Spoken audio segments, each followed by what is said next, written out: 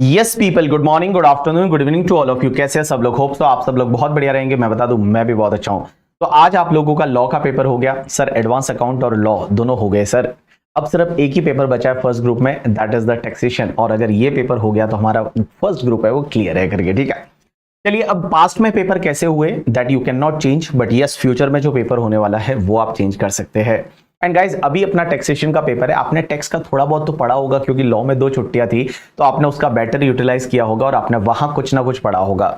But sir कहां होता है सर, जब भी एक्स्ट्रा छुट्टी मिलती है ना तो उल्टा कम पढ़ाई होती है।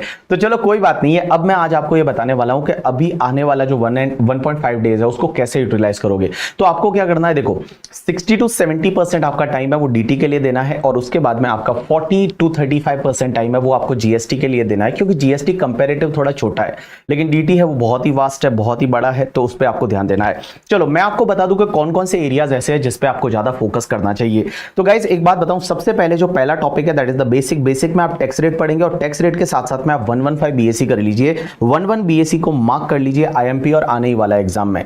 और एग्जाम में हो सकता है जो पहला क्वेश्चन आएगा पीजीबीपी का बड़ा क्वेश्चन, उसमें पूछा हो कि आपको ऑप्ट क्या बोलते हैं 115 बीएससी लेना है, ऑप्ट आउट नहीं किया है, तो default taxation regime is 115 BSc, तो उसको आपको फॉलो करना है। तो उसके लिए आपको 115 बीएससी को मार्क कर दीजिए आईएमपी। उसके बाद में अगर रेसिडेंशियल स्टेटस की बात करें तो रेसिडेंशियल स्टेटस में इंडिविजुअल का रेसिडेंशियल स्टेटस है वो आपको देख के जाना है। उसके साथ साथ में एक चीज ध्यान रखना, अगर कोई भी इंडियन सिटीजन है या पर्सन ऑफ इंडियन ओरिजिन है जो इंडिया के बाहर है लेकिन इंडिया में वो विजिट के लिए आता है एंड उसकी इंडिया में नेट टैक्सेबल इनकम है वो अगर 15 लाख से ज्यादा है, तो उसमें वो 120 डेज वाला टाइम देखते हैं, तो वो वाला कॉन्सेप्ट आप ध्यान रखेंगे। और उसके साथ में डीम्ड रेजिडेंट वाला कॉन्सेप्ट है वो भी आप देख के जाएंगे। उसके साथ साथ में एक इंटरेस्ट में सेक्शन 9 होती है, और सेक्शन 9 में डीम टू बी अक्रूड और अराइज इन इंडिया जो इंटरेस्ट वाला है, इसको आप देख के जाइए। पता नहीं, मुझे लग रहा है छोटा मोटा कहीं पे एडजस्टमेंट या एमसीक्यू में आ सकता है। उसके बाद में अगर मैं सैलरी की बात करूं तो सैलरी में बेटा देखो, एक तो एचआरए वाला एग्जाम्शन है वो आपको अच्छे से करके जाना है, ग्रेजुएटी करके जाना है, पेंशन करके जाना है, लीव सैलरी करके जाना है, और पीएफ करके जाना है। और उसके साथ साथ में रेंट फ्री अकोमोडेशन, यहां रेंट फ्री अकोमोडेशन जो था, जो घर वाला फैसिलिटी, वो ढंग से करके जाना। मुझे लगता है इस बार के एग्जाम में यहां से एडजस्टमेंट मिलेगा। और कार वाला परक्यूजिट है वो, तो बाबू इतना आपको सैलरी में ढंग से देख के जाना है। उसके बाद अगर मैं हाउस प्रॉपर्टी की बात करूं तो सबसे इजी टॉपिक आपके लिए हाउस प्रॉपर्टी रहता है। तो हाउस प्रॉपर्टी में आपको ज्यादा ध्यान नहीं लगाना है, लेकिन ध्यान रखना एक तो वो वैकेंसी वाला कॉन्सेप्ट है वो देख के जाना है। क्योंकि क्या होता है ना, नॉर्मली हम क्या होता है कि expected rent, actual rent whichever is higher लेते हैं, बट वैकेंसी के केस में ऐसा नहीं लेते। तो वैकेंसी वाला कॉन्सेप्ट है वो आप अच्छे से देख के जाओगे। और partly let out property, area wise, time wise दोनों, वो आप एक बार देख के जाएंगे। और प्री कंस्ट्रक्शन पीरियड इंटरेस्ट है, देखो हर क्वेश्चन में आएगा ही आएगा प्री कंस्ट्रक्शन पीरियड इंटरेस्ट, तो इसको अच्छे से देख के जाना है। उसके बाद में अगर मैं पीजीबीपी की बात करूं तो डेप्रीशिएशन है, एक बार बेसिक डेप्रीशिएशन, एडिशनल डेप्रीशिएशन वो देख लीजिए। उसके साथ में सेक्शन 35 एडी वो स्पेसिफाइड बिजनेस, होटल, ओयो, ठीक है, हॉस्पिटल होना चाहिए, होटल होना चाहिए, cold chain facility and all, तो वो देख के जाना है। उसके साथ साथ में अगर मैं बात करूं ना तो सेक्शन 40 क्लॉज है, सब क्लॉज 1 है, जिसमें आप रेजिडेंट को पेमेंट करते हो और टीडीएस नहीं काटा, तो टीडीएस नहीं काटा या टीडीएस काटा बट गवर्नमेंट को जमा नहीं कराया up to the due date of return filing, तो 30% खर्चा डिसअलाउड हो जाता है, तो वो आपको देख के जाना है। 48(2) एंड 48(3) भाई साहब, ये दोनों में से एक एडजस्टमेंट तो एग्जाम में आई गई।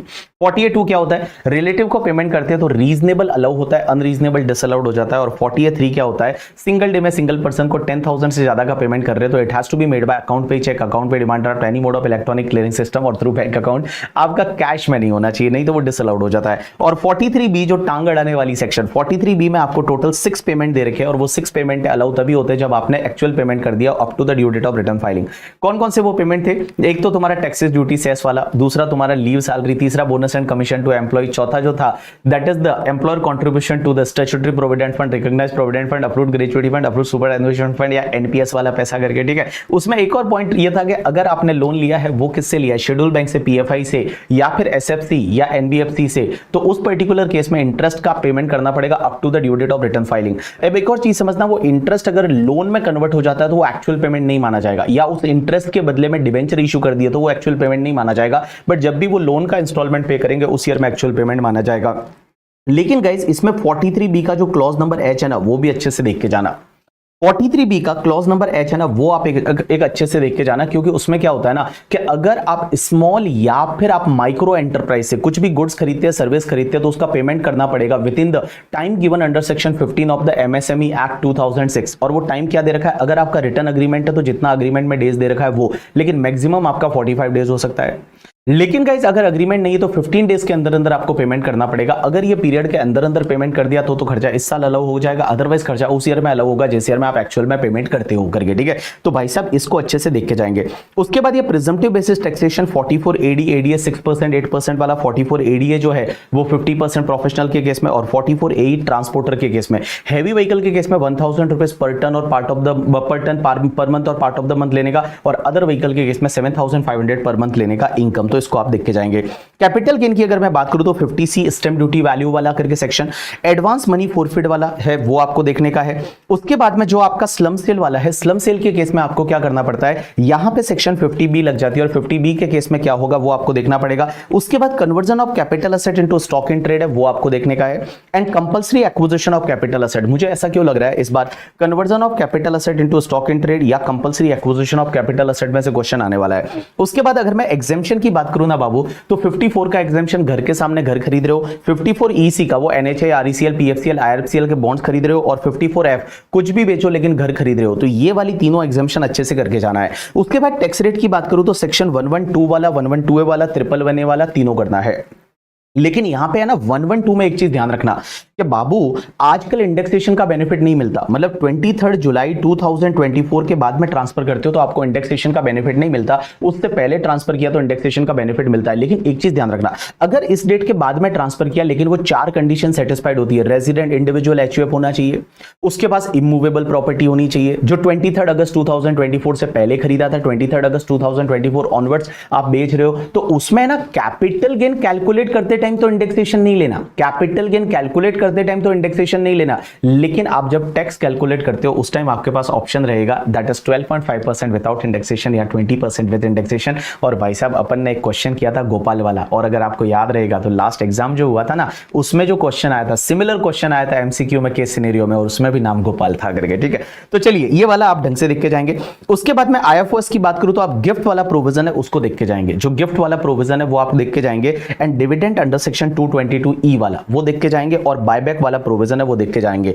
उसके साथ साथ में गाइस एक चीज ध्यान रखना, जब भी आप अदर सोर्सेज देखते हो ना तो उसमें आप है ना लाइफ इंश्योरेंस पॉलिसी वाले प्रोविजन भी देख के जाइएगा, क्योंकि लाइफ इंश्योरेंस पॉलिसी प्रोविजन जो है, लाइफ इंश्योरेंस पॉलिसी का मैच्योरिटी नॉर्मली एग्जेम्प्ट होता है, लेकिन आपको ध्यान रहेगा तो अगर टैक्सेबल कब कब होता है, या तो वो 10% 15% 20% का लिमिट क्रॉस कर लेते हो, या फिर प्रीमियम पे किया था वो 5 लाख से ज्यादा है तो मैच्योरिटी टैक्सेबल होता है। तो वो वाला फंडा है ना वो देख के जाना, मुझे लगता है इस बार के एग्जाम में आपको ये मिल सकता है। देखो सेट ऑफ एंड क्लबिंग जो प्रोविजन है वो आपको पूरे टॉपिक करके जाना है, इसमें कोई भी ऑप्शन छोड़ने की जरूरत नहीं है करके, ठीक है, बिकॉज सिंपल से है, 10-10 मिनट में टॉपिक हो जाएंगे, आप करके जाइएगा। उसके बाद डिडक्शन टॉपिक में 80C से 80CCE की डिडक्शन है वो सब करके जाना है। इसमें 80CCD जो है वो सबसे ज्यादा इंपॉर्टेंट है, तो इसमें जो है ना 80CCD वाली जो सेक्शन है वो सबसे ज्यादा इंपॉर्टेंट है, उसको आपको करके जाना है CCD1 CCD1B और CCD2 करके।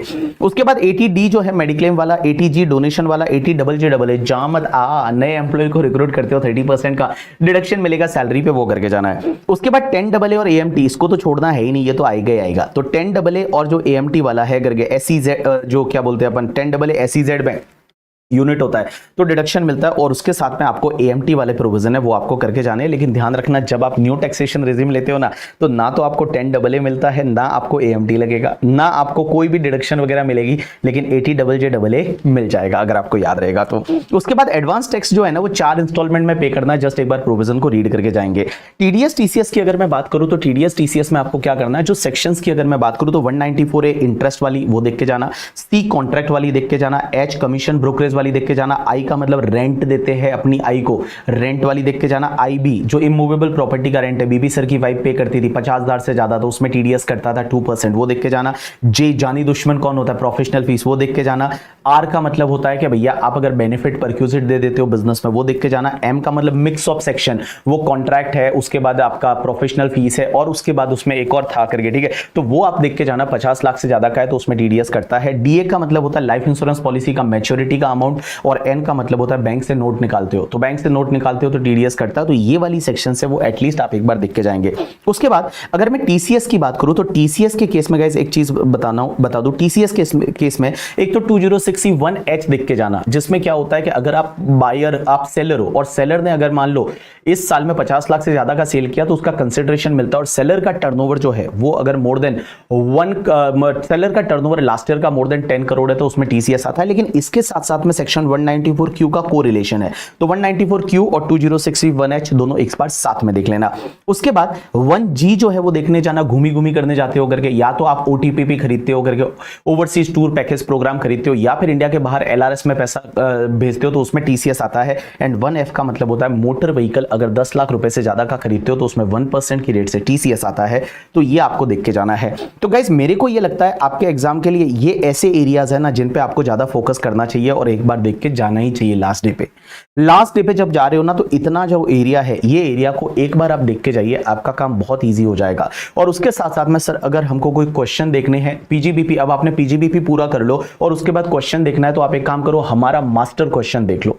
अब मास्टर क्वेश्चन कहां मिलेगा, तो आपको कुछ नहीं करना है बाबू, बीबी वर्चुअल्स की वेबसाइट पे जाना है, और बीबी वर्चुअल्स ग्लोबल की वेबसाइट पे नहीं, बीबी वर्चुअल्स जो नॉर्मल है उनकी वेबसाइट पे जाना है। तो bbvirtuals.com है, उस पे आप जाओगे और उस पे जाने के बाद आप फ्री रिसोर्सेज में जाओगे, और फ्री रिसोर्सेज में जाके इंटरमीडिएट में जाओगे, डायरेक्ट टेक्स्ट में जाओगे तो बाबू यहां पे मैंने ना सुपर 30 दे रखा है, और सुपर 30 जो दे रखा है ना इसमें आप देखोगे ना, इसको अगर आप डाउनलोड कर लोगे और डाउनलोड करने के बाद देखोगे मैंने बहुत बढ़िया बढ़िया क्वेश्चन दे रखे हैं। इसमें जो पहला क्वेश्चन है ना that is all about the PGBP, और ये पहला क्वेश्चन कर लोगे ना आपका काम बन जाएगा। इतना बढ़िया क्वेश्चन मैंने दे रखा है। ये पहला क्वेश्चन कि डिफॉल्ट टैक्सेशन रिजीम लेते हो तो क्या होगा, नहीं लेते हो तो क्या होगा, तो आप यहां से ये पहला वाला क्वेश्चन देखोगे ना आपका काम बन जाएगा, पूरा पीजीबीपी कवर हो जाएगा। तो एक बार थोड़ा प्रोविजन देख लो, उसके बाद ये क्वेश्चन देख लो, आपका काम है वो बन जाएगा। और इसके लिए सर एक बात बताओ, कुछ वीडियोस वगैरह डाला हुआ है, आंसर इज यस, आपको वीडियोस डाला हुआ है, आप जाइए भंवर बुराना वाले चैनल पे, और चैनल पे जाने के बाद आप जो है जाइए उस क्या बोलते हैं जो अपना चैनल है सीए भंवर बुराना, उसमें प्लेलिस्ट में जाइए और आपके एग्जाम के लिए इंटरमीडिएट के लिए जो प्लेलिस्ट क्रिएट की हुई है उसमें जाके क्लिक करिए, वहां पे सुपर 30 का आपको वीडियो मिल जाएगा, और वहां पे ये बढ़िया क्वेश्चन मैंने 1 से 1.5 घंटे के अंदर सॉल्व कराया हुआ है। तो आपका पीजीबीपी के सब एडजस्टमेंट एक साथ में यहाँ पे हो जाते हैं, तो आप प्लीज इसको रेफर करके जाइए, आपको मजा आएगा और आपको बहुत सारी चीजें हैं वो आपकी क्लियर हो जाएगी। ये पहला ही क्वेश्चन है जो बहुत बड़ा है, बहुत बड़ा चलता है, आप देखोगे इसी में आपका पहला क्वेश्चन है जो कम से कम आपके 8 से 9 पेज तक एक ही क्वेश्चन चल रहा है सुपर 30 में, तो ये आप देख सकते हैं। ठीक है, तो गाइस मैं इससे ज्यादा आप लोगों का टाइम नहीं लूंगा, now it is your turn. मेरे से जितना होता था, जितने मैंने आपको इतने सारे amendment lecture, revision lecture, super 30 के लेक्चर, इतने सारे नोट्स, एमसीक्यू सब दे दिया, अब आपका टर्न है कि उसको बेस्ट यूटिलाइज करते हुए एग्जाम में लिखना है। और जब आप एग्जाम देने जाओगे ना कल, तो मैं एक बात बताऊं, आप अपने आप का दिमाग बड़ा कूल रखना, यहाँ पे ना आइस बांध के जाना, बोलना बिल्कुल इधर उधर नहीं सोचेंगे, सिर्फ जितना आता है उसको ढंग से लिखने की कोशिश करेंगे, पैनिक नहीं होना है। पेपर अगर डिफिकल्ट आता है पूरे इंडिया के लिए डिफिकल्ट है, पेपर अगर इजी आता है पूरे इंडिया के लिए इजी है। आप अपना जो बेस्ट उस 3 घंटे में दोगे ना, वही आपका रिजल्ट लेके आएगा। और जैसा मैंने आपको बोला है कि जैसे ही आप सीए फाइनल में आ जाओगे, सीए फाइनल में हम लोग मिलने वाले हैं, और सीए फाइनल में न्यू इनकम टैक्स एक्ट पढ़ेंगे जो 2025 में आया है, तो भाई साहब फटाफट इसको क्लियर करिए and gear up for the new income tax act जो कि सीए फाइनल में पढ़ना है, और सीए इंटरमीडिएट के बाद हम लोग मिलने वाले हैं। ठीक है, so guys one finally all the best for your examination, see you in the CA final.